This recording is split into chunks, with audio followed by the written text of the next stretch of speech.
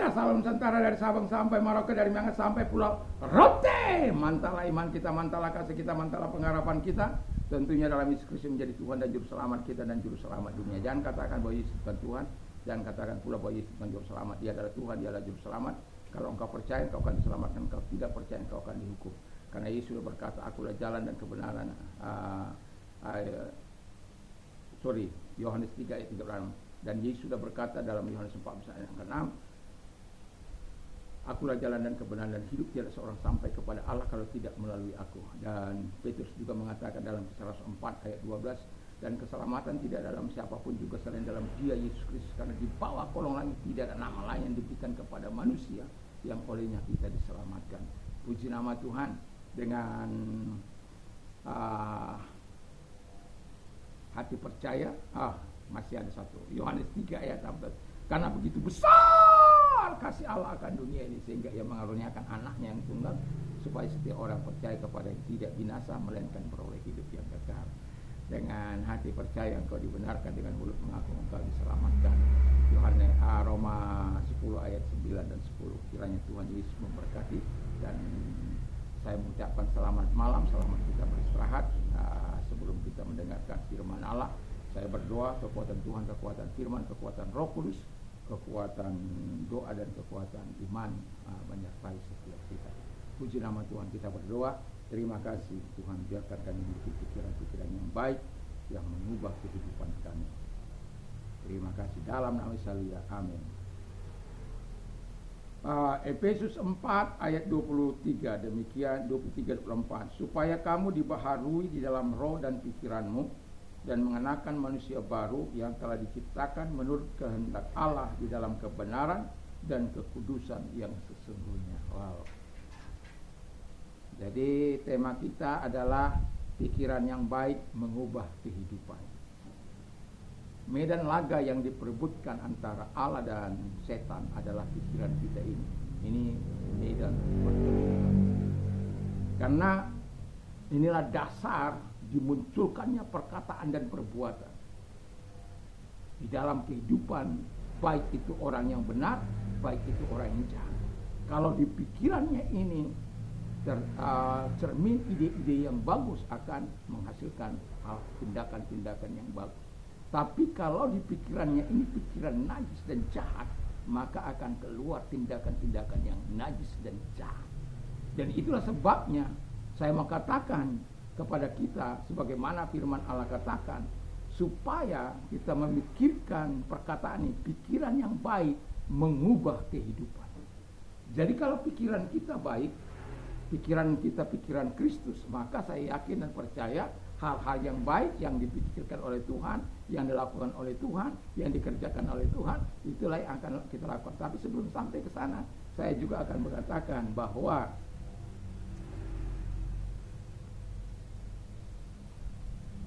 Tuhan mau, ya, kita memikirkan hal-hal yang baik.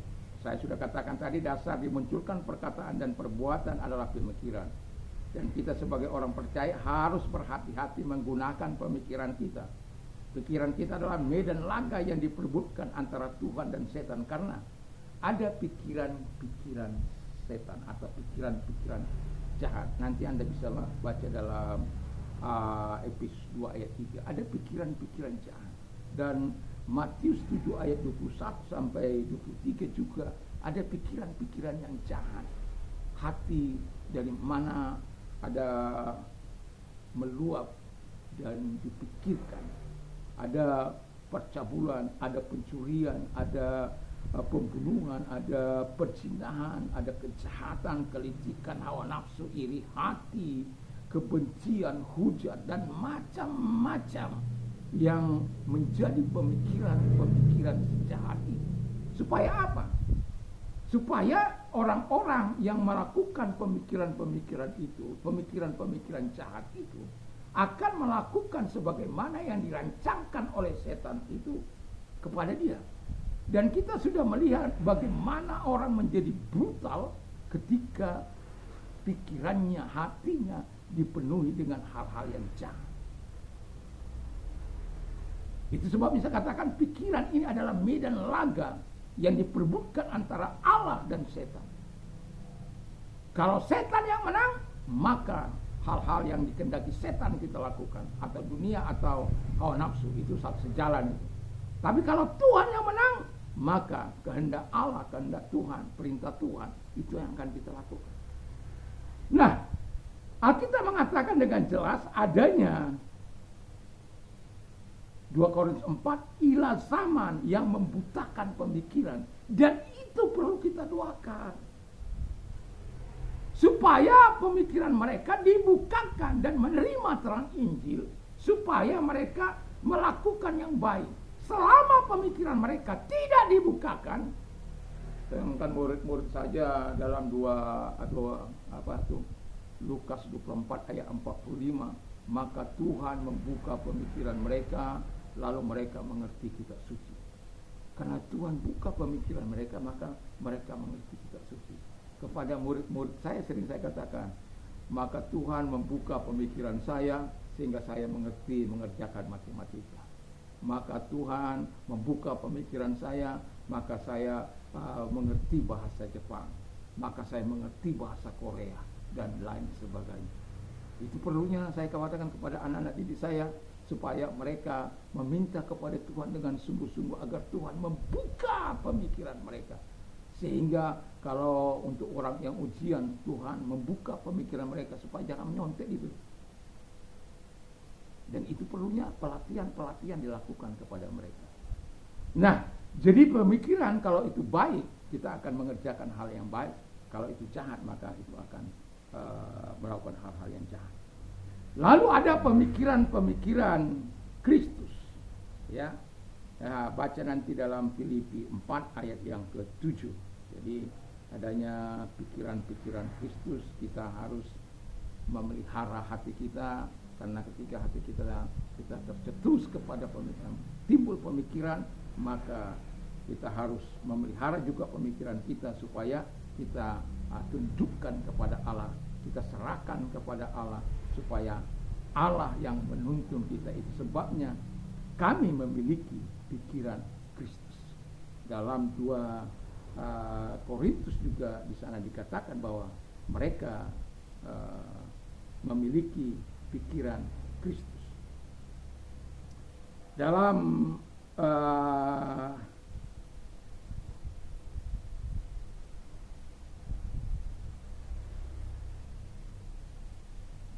pemikiran sebagai orang yang percaya, sebagai orang yang memiliki pemikiran Kristus, tentu kita akan menundukkan nilai-nilai yang kita anut kepada Kristus, bukan lagi nilai-nilai kita yang kita tonjolkan, tapi bagaimana nilai Kristus itu kita pertahankan untuk kita dikuasai, seluruh pemikiran kita dikuasai oleh Tuhan, sehingga tidak akan mengalami distorsi dalam hidup kita, tidak akan mengalami pemunduran pemikiran dalam hidup kita, tapi justru karena pemikiran-pemikiran Kristus yang ada pada hidup kita, maka kita akan melakukan sebagaimana yang dilakukan oleh Tuhan.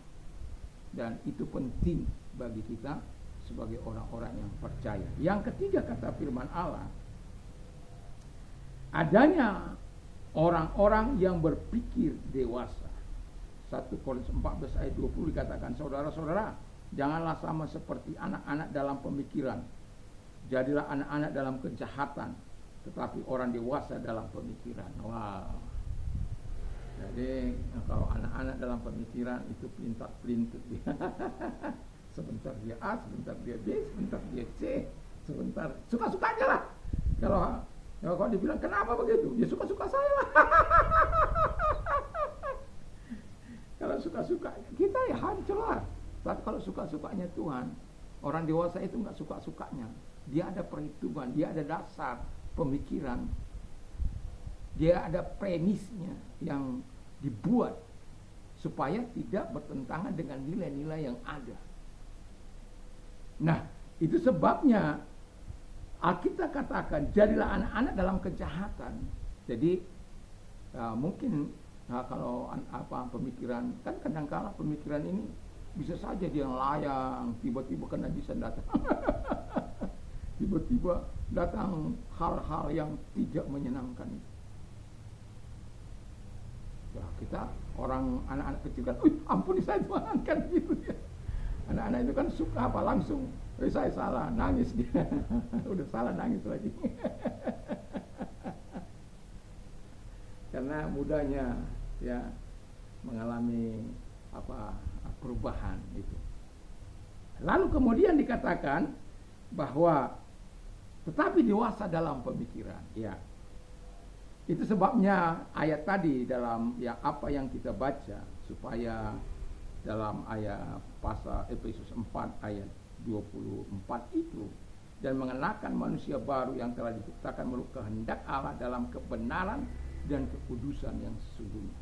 Jadi ketika kita sudah dalam pemikiran yang dewasa, Efesus 4 ayat itu, supaya kamu dibaharui di dalam roh dan pikiran.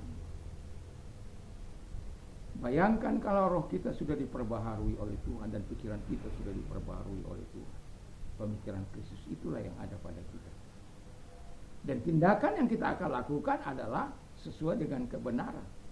Karena kita sudah bukan lagi manusia lama, tapi menjadi manusia baru yang menjaga nilai-nilai kebenaran, karena Yesus itu adalah kebenaran. Jadi nilai-nilai yang kita anut adalah nilai-nilai kebenaran penuh dari Kristus, dan kemudian adalah kekudusan. Jadi nggak boleh ada yang cemar, nggak boleh. Tadi pagi saya mengatakan bagaimana kita sebagai orang-orang percaya hidup dalam kekudusan sebagai bait Allah, di mana tempat ini tempat bait Allah, dan roh Allah tidak akan pernah tinggal di hati yang berdolak-dalik. Roh Allah tidak akan mungkin memimpin orang-orang yang kotor, memakai orang-orang yang jiwanya kotor, pikirannya kotor, nggak akan mungkin. Dan itu sebabnya harus selaras dengan Dia, supaya aliran kuasa itu betul-betul mengalir bagaikan sungai yang luar biasa. Haleluya, puji Tuhan. Dan kemudian kata firman Allah, dan saya katakan tadi di ayat 24-nya tadi, kita menjadi manusia ciptaan baru, ya. Dan kemudian melakukan kehendak Tuhan. Orang yang melakukan kehendak Tuhan itu taat, mengikuti perintah-perintah Tuhan, dan mengikuti kebenaran sepanjang umur hidupnya, dan menjaga kekudusan sepanjang umur hidupnya. Kenapa? Allah itu kudus. Enggak juga boleh ada pemikiran kotor dalam hidup kita. Jangankan untuk pemikiran kotor yang kita simpan, melintas saja lalu kita ikuti, itu sudah ya satu contoh. Kalau kita melihat orang-orang mungkin gadis cantik lalu kurang pakaian soot. Saya sering katakan kepada jemaat saya, kalau engkau berpakaianlah untuk memuliakan Tuhan, bukan memuliakan orang, bukan memuliakan setan. Karena ada orang pergi ke gereja mau memuliakan setan. Keteknya kelihatan, maaf kata, payudaranya juga kelihatan. Ketika dia angkat tangan, payudaranya kelihatan. Dan orang-orang yang ada di sekitarnya orang-orang muda, wah, ributlah. Makanya kalau saya berkata kepada jemaat, kalau engkau sedang berpakaian menuju gereja, bercerminlah, apakah pakaianku ini pantas untuk Tuhan. Ada orang katakan, suamiku aja gak keberatan. Ketika ditegur, suamiku aja gak keberatan. Iya, suamimu gak keberatan, Tuhan keberatan. Setan senang, saya bilang. Tuhan susah sedih, suami gak keberatan, tapi setan senang. Anak-anak Tuhan yang tidak kuat imannya menderita, berdosa karena engkau.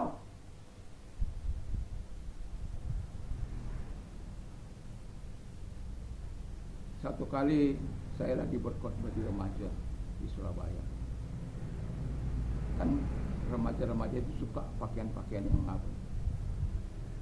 Lalu kemudian lagi saya berkhotbah, pas mengarah kepada saya. Saya langsung duduk di depan dia. Duduk dan melihat dia. Saya tidak peduli kau mau marah sama saya atau apa. Saya langsung katakan, kalau pakaianmu seperti ini, kau bukan mengundang hadirat Allah, tapi mengundang hadirat setan. Kau mengganggu hamba Tuhan untuk berkonsentrasi penuh, apalagi kau di depan. Jangan berpakaian seperti ini.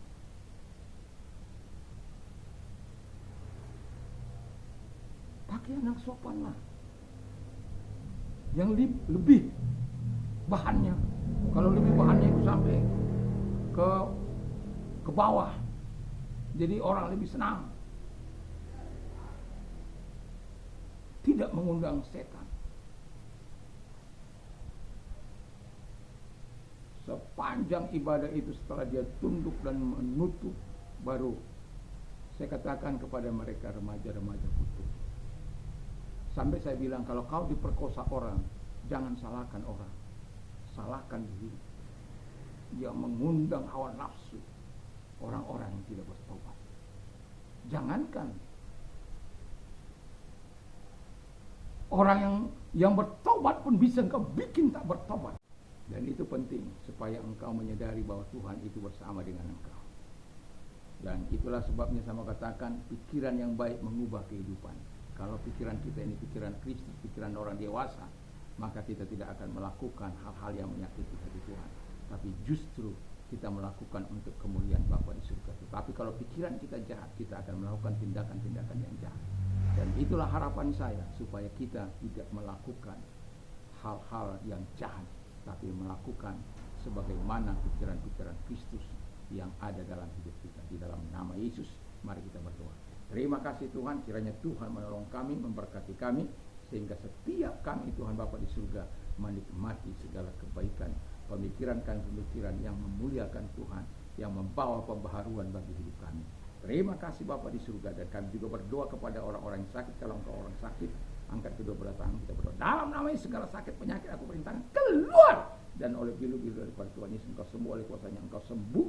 Dan kalau engkau sakit, serahkan semua ke dalam tangan Tuhan, dan percayalah engkau sudah disembuhkan oleh Tuhan.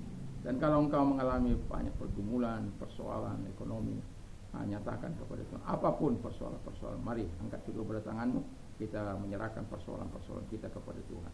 Tuhan lihat tangan-tangan yang diangkat kepada banyak persoalan-persoalan yang mereka hadapi, kiranya Tuhan menolong supaya mereka tetap tinggal dalam kebaikan-kebaikan Tuhan. Di dalam nama Yesus Kristus kami bersyukur dan kami berdoa. Haleluya. Dan kami percaya pertolongan sudah datang kepada mereka, kepada kami semua. Di dalam nama Yesus kami berdoa dan bersyukur. Haleluya. Amin. Dan selamat malam, selamat kita beristirahat, dan jangan lupa untuk membaca firman Allah, memperkatakan, berdoa, membaca firman Allah, memperkatakan 1-2 ayat mungkin di tempat tidur kita sebelum kita tidur, sehingga tips-tipsnya Tuhan berikan kepada kita, sehingga kita tetap kuat sehat, dan damai sejahtera Allah yang melampaui segala akal dan melihat hati dan pikiran kita mulai saat ini sampai selama-lamanya. Mantap, mantap, mantap.